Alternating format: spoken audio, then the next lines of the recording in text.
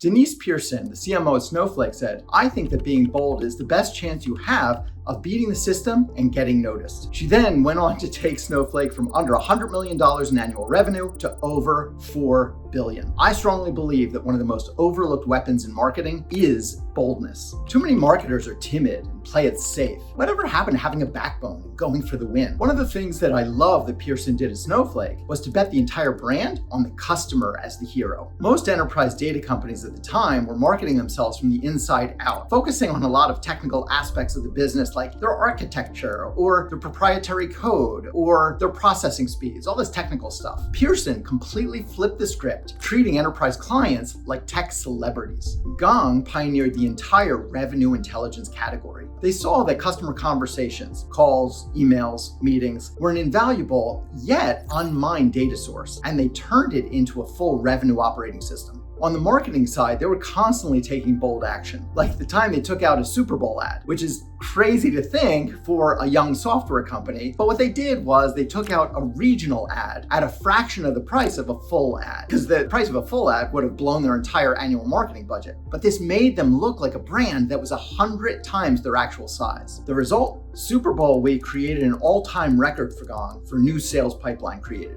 Udi Ledergor, CMO and chief evangelist at Gong, took the company from startup to over $500 million in annual revenue. And what Udi consistently says is that playing it safe is the riskiest strategy of all. Earlier in my career at a different company, a colleague and I transformed the approach to marketing that the company was taking, going from exhibiting at really large trade shows and conferences where there would be thousands of attendees and it would cost us $40,000 or $50,000 for each event. And instead, what we did was we launched a local roadshow. That roadshow immediately became the company's #1 leads driver, helping us go from $12 million to over $75 million in annual revenue in just 5 years. At Stratabeat, the first thing that you'll find at the top of our homepage is "Let's destroy mediocre marketing." We're in a war against mediocre marketing, against checklist marketing, against soulless marketing, against good enough. We believe that marketers must strive for excellence all the time. As a result, we've already booked more than 2.3 times the revenue that we booked for all of last year, and we're only at the midpoint of the year at the time of this recording. Too many companies are using messaging that might be accurate,